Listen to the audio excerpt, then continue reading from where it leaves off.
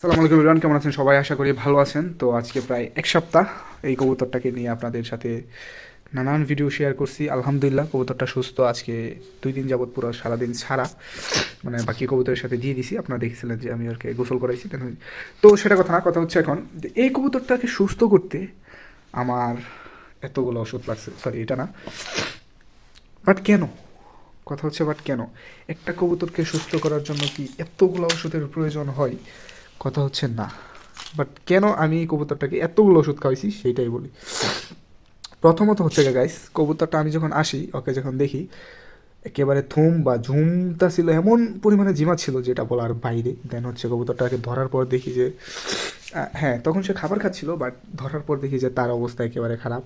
এই যে বুকের এখানে যে নরম মাংস সল, ওইটা একেবারে শুকায়া শক্ত হয়ে আছে। তো কবুতরটা ধরার পর অনেক বেশি পরিমাণ ঠান্ডা আমি লক্ষ্য করি, ওর ঠান্ডা লাগছিল।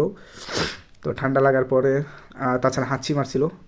তো আমি সাথে সাথে যেটা করছিলাম, পরের দিন এই হচ্ছে ওষুধ ডক্সিক্যাপ 100, যে কোনো মানুষের ফার্মেসিতে গেলেই পেয়ে যাবেন। যদি আপনাদের কবুতরের সর্দি, ঠান্ডা, হাসি, কাশি যে কোনো কিছু হয়, হাঁচি কাশি, সেই ক্ষেত্রে সবচেয়ে বেশি কার্যকরী হচ্ছে এই ডক্সিক্যাপ 100। মাশাল্লাহ, এই ওষুধটাই না যখন একটা দিছি, আমি জানি না, সকালে আইসা দেখি বমি করে বাসায় দিছি। দেন হচ্ছে কবুতর কিছু খাইতে পারে না, হ্যান্ড ফিড করাইছি, এটার মধ্যে ডাবলি এই যে ফিটারটা দিয়ে হ্যান্ড ফিডিং করাইছি, যে আপনারা অলরেডি ভিডিওতে দেখছেন। বাট এত বেশি পরিমাণে ভাই বমি করা শুরু করছে যে এটা বলার বাইরে।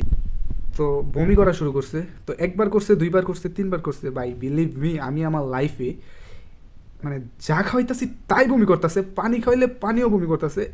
এমন কবুতর, মানে এমন সিচুয়েশনে আমি সিরিয়াস পড়ি নেই। তো বমি করার পরে আমি যেটা নর্মালি হয় সেটা হচ্ছে ঠান্ডার কারণে বমি করে, যেই কারণে আমি দিয়েছিলাম পিফ্লক্স ব্যাট, যেটা যে কোনো পশু পাখির দোকানে গেলে মাত্র 20 টাকার বিনিময়ে আপনারা পেয়ে যাবেন পিফ্লক্স ব্যাটটা। তো যাই হোক, এই পিফ্লক্স ব্যাট গেল 2টা, বাট 2বার খাওয়ানোর পরেও কোনো কাজ নাই। একদিন সারাদিন যাওয়ার পরেও আবার পরের দিন ঠাস মানে বমি করে দিস।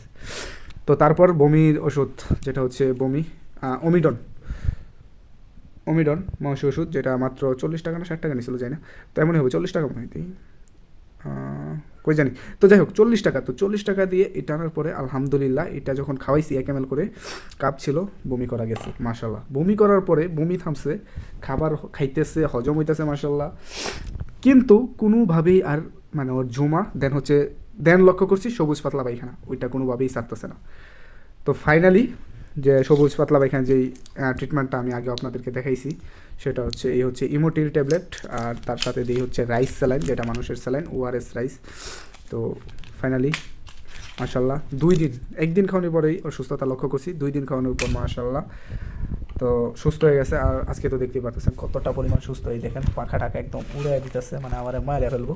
তো এখনও ওরে নিয়ে আসছি তো, জাস্ট ভিডিও করার জন্য, ওই বাকি কবুতরের সাথে ছাড়া আছে, গোসল টোসল করাই, পটাশের পানি দিয়ে গোসল করায় আর ছেড়ে দিছি অন্য সাথে। তো এই আর কি হচ্ছে গাইস কথা, কেন এতগুলা ওষুধ লাগছে একে সুস্থ করে তা বুঝছেন। তো এখন ওর হাড়টা মানে শুকায় আছে, যে কারণে আপাতত যাদের কবুতর এমন হয় সুস্থতার জন্য এখন ক্যালপ্লেক্স মানে ক্যালসিয়ামটা একটু দিবেন, যেটা 1 লিটার পানিতে 1-2 ml করে মিশিয়ে যে কোনো কবুতরকে খাইয়ে দিতে পারবেন রোগ ছাড়া। তো গাইস আজকে ভিডিওটা যদি ভালো লাগে অবশ্যই চ্যানেল সাবস্ক্রাইব করবেন, আর না সরি, ভিডিও ভালো লাগলে লাইক করবেন, আর নতুন হলে চ্যানেলটা সাবস্ক্রাইব করবেন, আমিও নতুন।